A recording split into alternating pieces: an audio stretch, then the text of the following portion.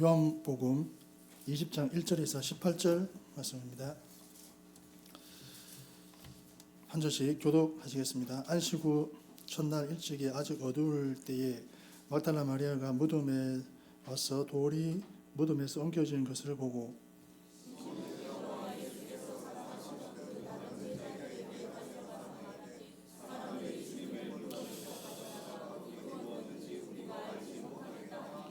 베드로와 그 다른 제자가 나가서 무덤으로 갈새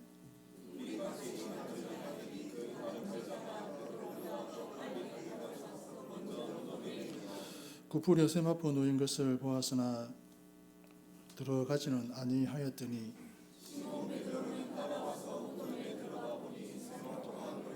또 머리를 썼던 수건은 세마포와 함께 놓이지 않고 딴 곳에 썼던 대로 놓여 있더라.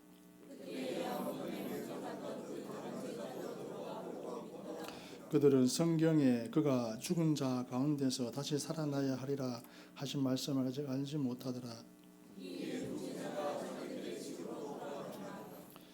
마리아는 무덤 밖에 서서 울고 있더니 울면서 구부려 무덤 안을 들여다보니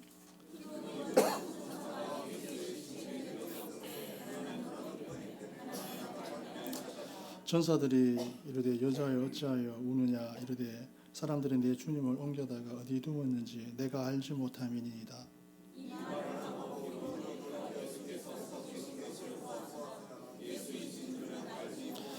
예수께서 이르시되 여자여 어찌하여 울며 누구를 찾느냐 하시니 마리아는 그가 동산지기인 줄 알고 이르되 주여 당신이 옮겼거든 어디 두었는지 내게 이르소서 그리하면 내가 가져가리이다.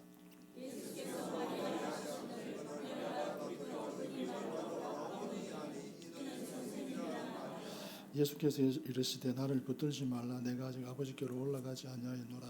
너는 내 형제들에게 가서 이르되 내가 내 아버지 곧 너희 아버지 내 아버지 곧 너희 하나님께로 올라간다 하라 하시니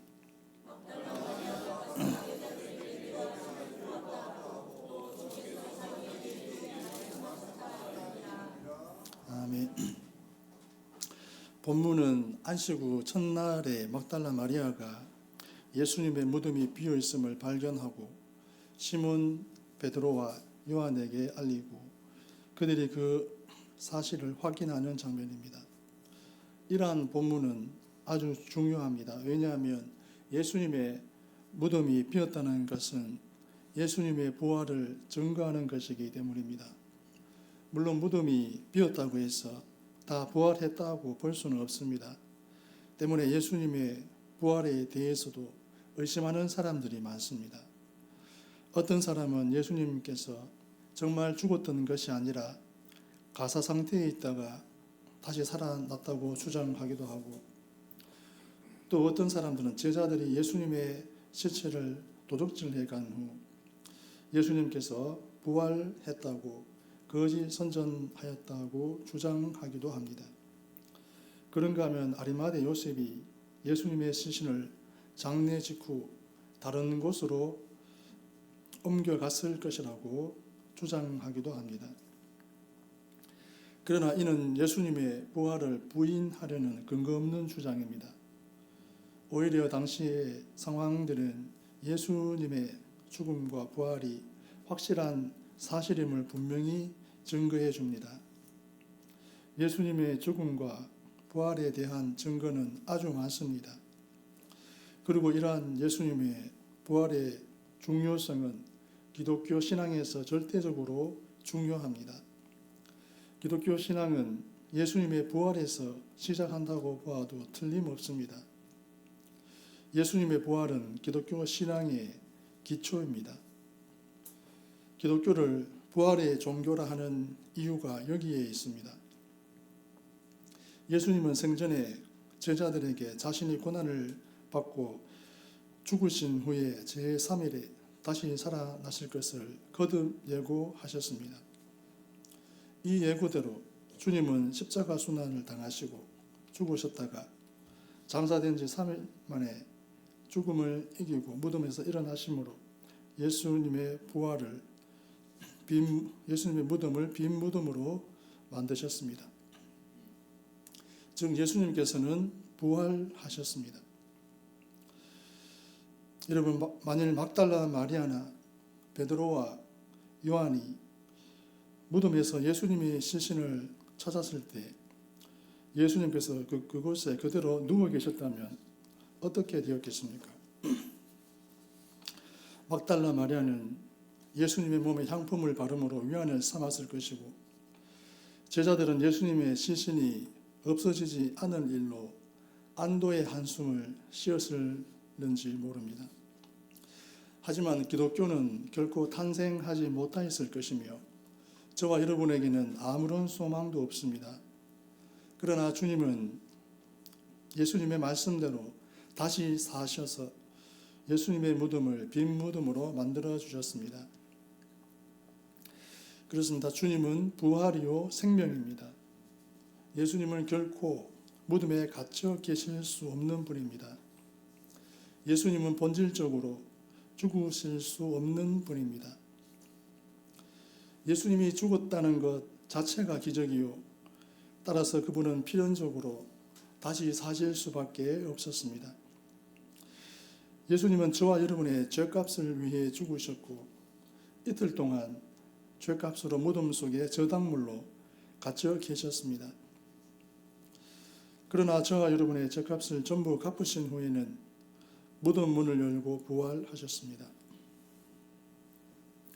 그리하여 예수님께서는 저와 여러분의 죄를 벗기시고 저와 여러분이 예수님 안에서 이루어졌음을 확증하셨습니다.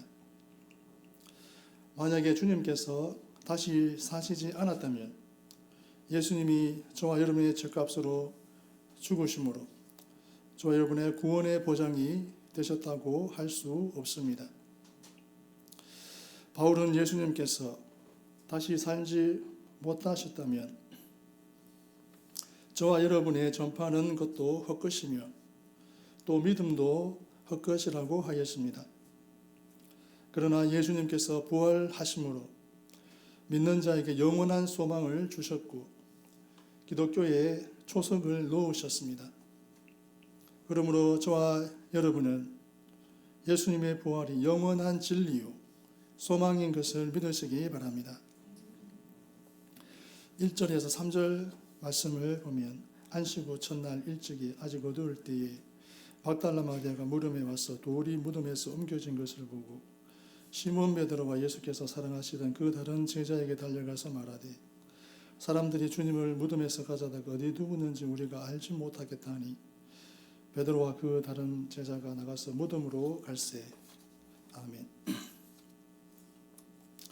주님의 약속은 알기는 쉬워도 온전히 신뢰하기는 어렵습니다.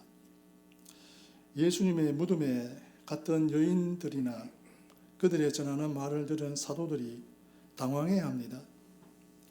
여인들의 말을 듣고 베드로와 요한이 즉시 일어나서 무덤으로 달려갔다는 3절의 기록은 그들이 여인들의 전언을 들었을 때에 어떤 마음이었는지 짐작하게 합니다. 그들은 놀라고 두려웠습니다. 그들은 예수님의 시체가 없어진 것을 유대인들이 그분의 시체를 어디론가 치워버렸기 때문이라고 생각하였던 것 같습니다. 당시에 그들로서는 충분히 가능한 생각이었습니다. 그러나 저와 여러분은 여기서 한 가지 문제점을 짚고 넘어가야 합니다. 주님께서는 이런 일이 있기 전에 분명하게 자신의 부활을 거듭 예고하셨습니다. 마태복음 16장 21절 말씀을 보면 이때로부터 예수 그리스도께서 자기가 예루살렘에 올라가 장로들과 대제사장들과 서기관들에게 많은 고난을 받고 죽임을 당하고 제3일에 살아나야 할 것을 제자들에게 비로소 나타내시니. 아멘. 마태복음 17장 9절 말씀을 보면 그들이 산에서 내려올 때에 예수께서 명하여 이르시되 인자가 죽은 자 가운데서 살아나기 전에는 본 것을 아무에게도 이르지 말라 하시니. 아멘. 베드로와 요한은 말할 것도 없고 다른 제자들도 이 사실을 알고 있었습니다. 그들이 만일 주님의 이 약속을 신뢰했다면 주님의 시체가 없어졌다는 말을 들었을 때에 먼저 주님의 부활에 대해 생각했겠지만 그들은 그렇지 못했습니다. 이는 그들에게 주님의 약속에 대한 믿음이 없었음을 보여줍니다. 그들은 예수님을 믿는다고 자신의 신앙을 고백하면서도 그분의 말씀이나 약속들에 대해서는 선별적으로 믿는 아직 성숙하지 못한 모습을 지니고 있었습니다. 어쩌면 이것이 오늘을 사는 대다수 기독교인들의 모습인지 모릅니다. 주님의 약속을 아는 것은 그리 어려운 일이 아니지만 그것을 신뢰하고 쫓는다는 것은 결코 쉽지 않음을 제자들은 잘 보여줍니다. 그러나 주님께서 기뻐하시는 사람은 알기만 하는 사람이 아니라 믿는 사람임을 저와 여러분은 명심해야 합니다. 하나님의 역사는 믿음을 따라서 일어나기 때문에 저와 여러분은 예수님의 약속을 아는 것으로 만족하지 말고 믿는 자가 되도록 힘써야 합니다. 아는 것과 믿는 것은 동의어가 아닌데 이 둘을 동일시하는 사람들이 적지 않습니다. 누가 죄에서 구원을 얻고 또 하나님의 자녀가 됩니까? 성경은 예수님을 아는 사람이 아니라 믿는 사람이라고 가르칩니다. 주 예수님을 믿는 사람은 그가 어느 민족에 속한 누구이든 하나님의 자녀가 되어 그 모든 약속들에 참여하나 알기는 하나 믿지 않는 이들은 단 한 사람도 약속에 참여하지 못합니다. 그러므로 저와 여러분은 아는 것에 만족하지 말고 신뢰하는 믿는 사람이 되어야 합니다. 주님과 그 모든 약속들을 믿고 신뢰하는 이들은 인생을 실패하게 되지 않으며 하나님의 위대한 역사를 볼 수 있습니다. 4절에서 8절 말씀을 보면 둘이 같이 다름질하더니 그 다른 제자가 베드로보다 더 빨리 달려가서 먼저 무덤에 이르러 그 세마포 놓인 것을 보았으나 들어가지는 아니하였더니 시몬 베드로는 따라와서 무덤에 들어가 보니 세마포가 놓였고 또 머리를 쌌던 수건은 세마포와 함께 놓이지 않고 딴 곳에 쌌던 대로 놓여 있더라. 그때야 무덤에 먼저 갔던 그 다른 제자도 들어가 보고 믿더라. 아멘.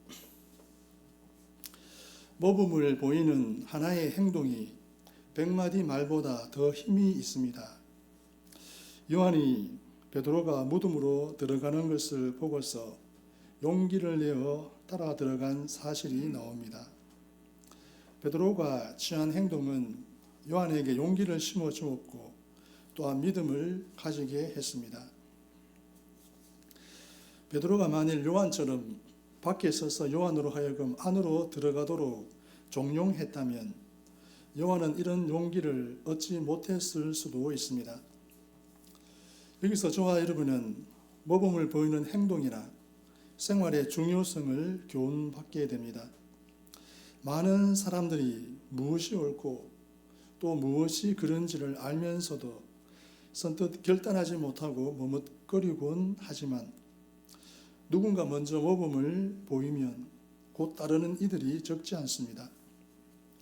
그러므로 성도들은 자신에게 허락된 상황에서 모범을 보이도록 힘써야 합니다. 주님께서는 저와 여러분이 세상의 소금이며 세상의 빛이라고 말씀하십니다. 여기는 두 가지 명령이 함축되어 있습니다.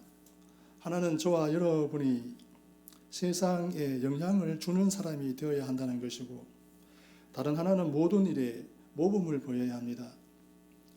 저와 여러분은 자주 이 세상이 안고 있는 크고도 심각한 문제들, 예를 들면 도덕성의 타락이라든지 윤리의식의 실종, 사회 정의의 부재 등을 비판하고 속히 주님께서 오셔야 한다고 합니다. 과연 이것이 성도로서 취해야 할 올바른 태도라 할 수 있을까요?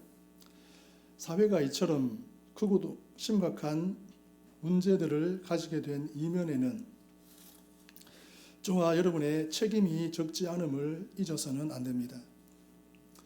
저와 여러분이 영향을 주지 못하고 또 모범을 보이지 못했으므로 이렇게 된 것이라는 비난을 결코 피할 수가 없습니다.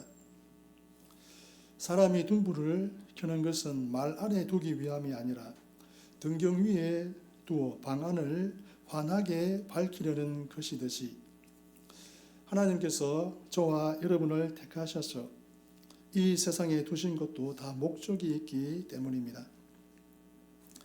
그런데도 저와 여러분은 종종 이것을 간과하곤 합니다. 이 세계에 문제가 많고 교회 안에 문제가 많아질수록 먼저 믿는 사람들, 주님의 은혜를 경험하여 아는 이들의 역할이 정말 중요합니다. 이들은 두 가지 역할을 동시에 수행해야 하는데, 하나는 그들보다 믿음이 어린 사람들이 용기를 내어 행동할 수 있도록 모범을 보이는 것이고, 또 하나는 타락한 사회의 가치관을 바꾸기 위해 의로운 삶의 본을 보여야 합니다. 이 일이 결코 쉬운 것은 아닐지라도 저와 여러분이 피해서는 안 될 몫이므로 최선을 다해야 합니다. 한 사람의 용기 있는 행동은 의외로 엄청난 결과를 초래할 수도 있으므로 성도들은 주님께서 주시는 기회들을 충분히 활용하여 자신의 책임을 다해야만 하겠습니다. 9절에서 11절 말씀을 보면 그들은 성경에 그가 죽은 자 가운데서 다시 살아나야 하리라 하신 말씀을 아직 알지 못하더라. 이에 두 제자가 자기들의 집으로 돌아가니라. 마리아는 무덤 밖에 서서 울고 있더니 울면서 굽으려 무덤 안을 들여다보니 아멘. 각 사람의 중심의 무게를 하나님은 저울에 달아보십니다. 막달라 마리아가 무덤 밖에 서서 울면서 몸을 굽으려 예수님께서 계시던 무덤 속을 들여다본 것이 나옵니다. 그녀는 무덤이 빈 사실을 베드로와 요한에게 알리고 나서 곧 무덤으로 되돌아온 것 같습니다. 베드로와 요한이 부지런히 무덤으로 달려왔지만 그들 역시 무덤에서 할 수 있는 일이 없었기에 떠나갔고 마리아만 남아서 울고 있었습니다. 예수님을 향한 그녀의 사랑이 얼마나 크고 진실한 것이었는지 잘 알게 합니다. 이 자리에는 아침 일찍 함께 왔던 다른 여인들은 없었던 것 같습니다. 만약에 야고보의 어머니 마리아와 살로메가 거기에 함께 있었다면 예수님께서 마리아만 부르시지 않았을 것이기 때문입니다. 또 그녀가 제자들에게 가서 자신이 예수님을 만난 사실을 고할 때에도 내가 주를 보았다고 하지 않고 우리가 주를 보았다고 말했을 것이기 때문입니다. 그러므로 아침 일찍 그녀와 함께 했던 다른 여인들은 예수님의 제자들과 함께 있었거나 다른 일 등으로 인해 그 자리에 없었고 막달라 마리아만 혼자서 무덤으로 다시 달려와 자신의 안타까움을 눈물로 표현한 것이 확실시 됩니다. 참으로 그녀는 주님의 시신이 없어진 것을 알면서도 달리 손을 쓸 수 없는 현실에 대해 안타까움과 사랑하는 이를 더는 볼 수 없다는 슬픔이 뒤범벅되어 한없이 눈물을 쏟아냈습니다. 여러분, 사랑이라는 것은 말로 그 무게를 잴 수 있는 것이 아닙니다. 마음이 중요합니다. 말로만 하는 사랑은 진실이 아닙니다. 마음의 무게가 실린 사랑이라야 참되며 그것이 행함으로 나타나게 됩니다. 하나님께서 저와 여러분을 보실 때에 중요시 하시는 것은 외모가 아니라 중심이라는 사실을 유념해야 합니다. 하나님은 저와 여러분 각 사람의 마음을 살피십니다. 더 정확히 말하면 중심에 무게를 저울에 다신다고 해야 옳습니다. 그러므로 경건이든지 사랑이든지 말과 혀로만 하는 사람은 그분의 인정을 받을 수가 없습니다. 저와 여러분은 어떤 상황에서도 주님의 일을 사람에게 보이기 위한 목적으로 해서는 안 됩니다. 이것은 유대인들에게서 발견되는 실패한 삶의 방식입니다. 저와 여러분이 참으로 주님을 사랑한다면 마음의 무게가 그분에게 쏠리게 될 것이며 이것은 거짓 없는 행동으로 나타나게 마련입니다. 저와 여러분은 위선과 가식이 사람들을 속이는 데는 어느 정도 유용할 수 있겠지만 하나님 앞에서는 조금 더 유익이 없음을 알고서 행동해야 하겠습니다. 17절과 18절 말씀을 보면 예수께서 이르시되 나를 붙들지 말라 내가 아직 아버지께로 올라가지 아니하였노라. 너는 내 형제들에게 가서 이르되 내가 내 아버지 곧 너희 아버지 내 하나님 곧 너희 하나님께로 올라간다 하라 하시니 막달라 마리아가 가서 제자들에게 내가 주를 보았다 하고 또 주께서 자기에게 이렇게 말씀하셨다 이러니라. 아멘. 기쁜 소식은 감추지 말고 함께 나눠야 합니다. 막달라 마리아가 제자들에게 달려가서 자신이 주님을 만난 사실을 알린 것이 나옵니다. 그녀는 부활하신 주님을 만난 후 주님을 위해서 자신이 할 수 있는 어떤 일이 있음을 발견하게 되었고 힘써 이를 수행했습니다. 주님의 명령을 수행하는 일이야말로 성도들에게 가장 귀하며 가치가 있는 이름을 비로소 그녀가 깨닫게 되었는지도 모릅니다. 예수님의 무덤이 빈 일로 인해 불안해하며 근심하고 있을 제자들에게 예수님의 부활 소식은 더없이 기쁜 소식이 될 것이기에 그녀는 지체하지 않고 이 일을 행하였습니다. 마리아를 통해서 저와 여러분은 수고하고 무거운 짊어진 채 소망 없이 살아가는 이 땅 위에 수많은 영혼을 위해서 저와 여러분이 해야 할 일이 무엇인가를 발견하게 됩니다. 그것은 부활의 예수님을 전하여 알게 해야 합니다. 인생의 모든 짐을 벗겨주시는 그분을 저와 여러분이 전해야만 그들이 믿음을 가질 수 있게 되고 믿음을 가질 때야 비로소 이 짐들을 벗어버리고 자유롭게 될 수 있으므로 저와 여러분은 한시도 지체하지 말고 이 일에 힘써야 합니다. 예수님을 믿지 않는 모든 사람은 전부 죄라는 상전을 섬기고 있는 죄의 종으로서 그들에게는 아무 소망도 없습니다. 성경은 이 사람들의 결국이 멸망이라고 경고합니다.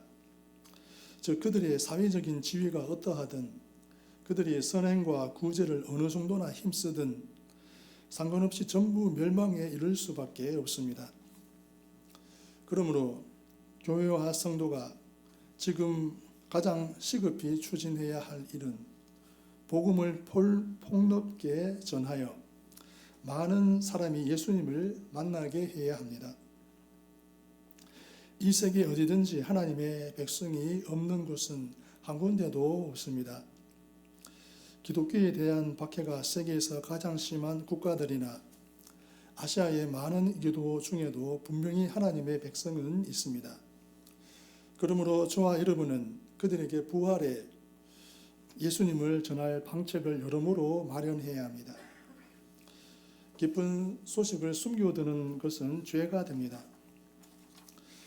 그것을 발견한 이들은 가능한 많은 이들이 알 수 있도록 모든 수단을 총동원해서 알려야 합니다.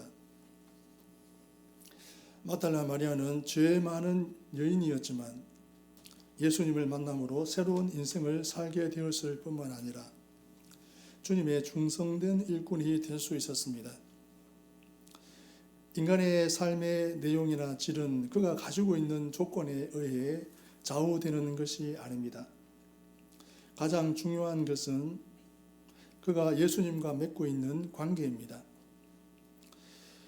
예수님께서 그의 주님과 구주가 되신다면 그는 어떤 조건을 가진 사람이든 반드시 성공한 인생을 살게 되고 주님께서 귀히 쓰시는 일꾼이 되지만 탁월한 사람이라도 예수님과 이런 관계가 형성되어 있지 못하다면 그는 실패한 인생이 되고 맙니다. 저와 여러분은 예수님을 믿게 된 것을 귀하게 여기고 예수님과 올바른 관계를 위해 힘써야 합니다. 그리하면 그분은 저와 여러분의 아픔을 치유하시고 저와 여러분의 눈물을 씻겨주사 이 시대의 유용한 일꾼이 되게 하십니다. 주님의 약속은 알기는 쉬워도 온전히 신뢰하기는 어렵습니다. 모범을 보이는 하나의 행동이 100마디 말보다 더 힘이 있습니다. 각 사람의 중심에 무게를 하나님은 저울에 달아 보십니다. 기쁜 소식은 감추지 말고 함께 나눠야 합니다. 기도드리겠습니다. 하나님 아버지, 부활의 소망을 가지고 이 기쁜 소식을 많은 사람들에게 전하게 하소서. 예수님의 이름으로